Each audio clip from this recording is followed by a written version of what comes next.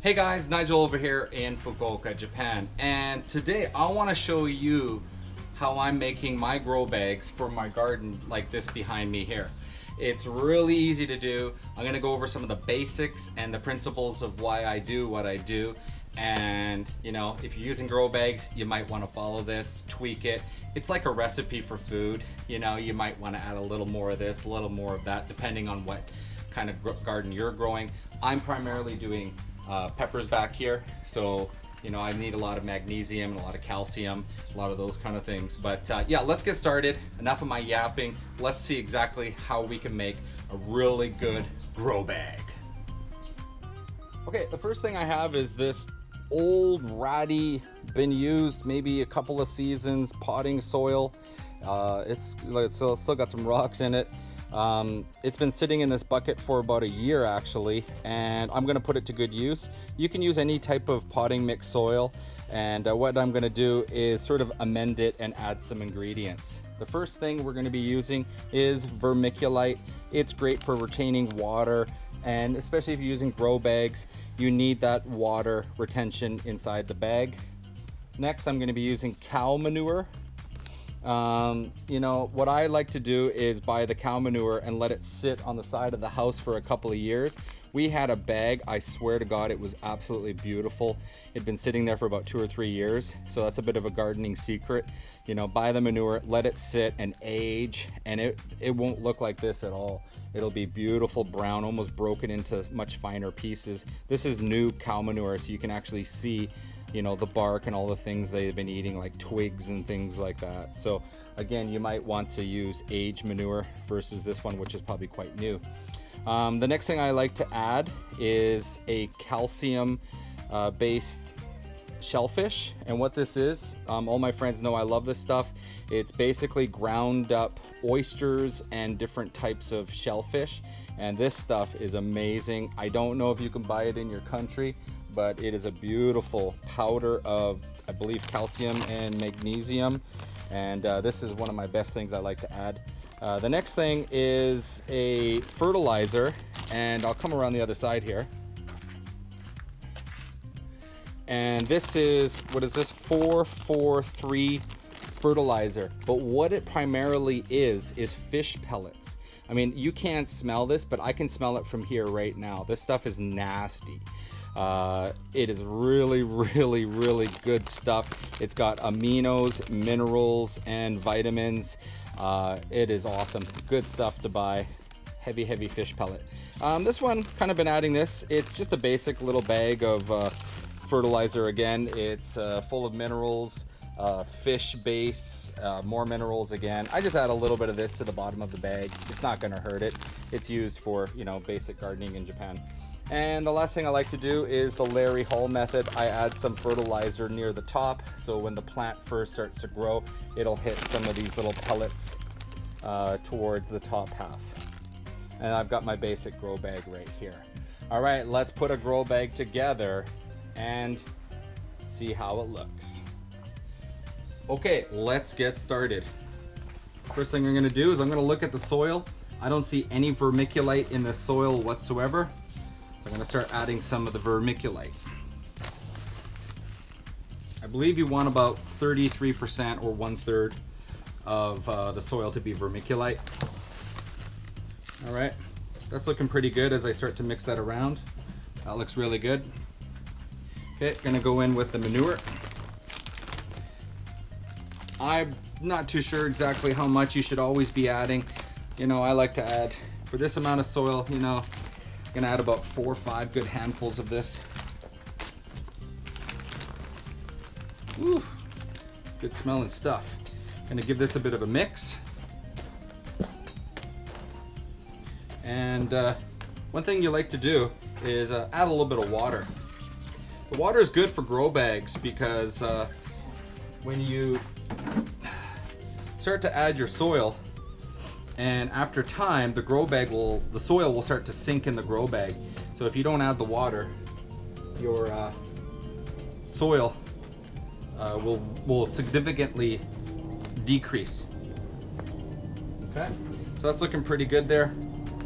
You know, for the sake of the video, I'm not going to mix it too much, but that looks pretty good. Okay, so we got a nice soil base there. That's looking perfect. You got your grow bag, like so. Open it up. Take some soil. Now what I like to do is I like to add about 1/3 of soil, this mixture, okay? And what I do is I take about this much of the calcium, what is this stuff again? Sorry, the shellfish powder mixture. And I like to just mix that in the bottom half of the bag. A little bit more, just a little bit more. And then I take some of this this nice fertilizer that I showed you before. It's got some minerals and some fish, a little bit of everything in there. And I just like to mix that up. Okay, that's looking really good. Woo! Nice smell coming from that. Give the bag a bit of a thump and add some water to it. Looks good. Okay. Fill in the sides of the bag. You know, these grow bags, they kind of need to be pushed to the sides to form the shape of the bag. Okay, take a little bit more of your soil there. Keep going to about halfway. Okay, we're looking good. It's about half full now. Okay, looks good. I'm gonna give it a small push. Not gonna pound it, but I'm just gonna push it on the sides. I'm trying to fill out the side of the bag. Take some of that air out, just a little bit of the air out, you know? I just don't want the whole soil to sink after a month or so. Okay, gonna add a little bit more water. Perfect. Okay, now I'm gonna add some of these fish pellets and just put a couple in there like so. You don't have to mix it too much, okay? Okay, we're gonna add more soil again.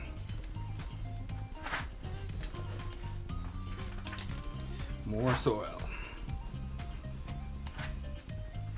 You know, you're constantly moving the soil, putting some air in there, you know, trying to fill the bag out at the same time. I'm using my fingers like this.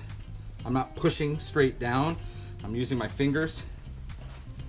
Okay, this is looking pretty good. I'm at about the 3/4 mark now of this bag.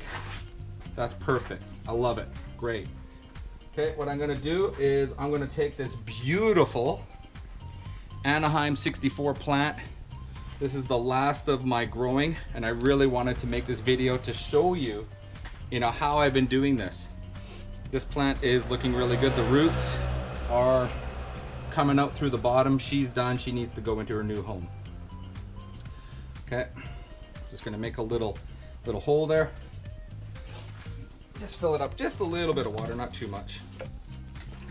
Okay, we're gonna put our plant in there like so. That looks good. Gonna put some of this fertilizer here, just a little bit, and I'm just gonna put a ring. Now, you might be asking yourself, why would you put it near the top?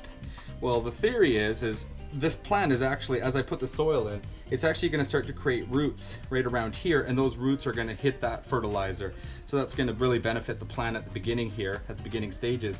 And also as it gets wet and rainy, slowly those nutrients are going to seep into the soil.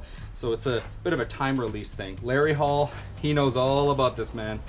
And what you want to do is the bottom leaves, just chop those off. You don't need them. Okay, let's continue. More soil again. Keep going. One thing I noticed with the grow bag users, or you know, the Walmart bags or whatever people are using, is they fill the bag like halfway full, maybe 3/4. Man, go all the way. You know, you gotta push this plant, man. You gotta go all the way to the top of soil here. You don't want to go chintzy on this.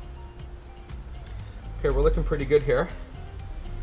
Again, I'm not pounding it hard, but I'm just giving it soft pats. Okay, that looks really good. I'm loving that. Sounds like a McDonald's commercial. All right, that's pretty good there. Now you have a little option here if you want to do this. You can put some mulch on the top.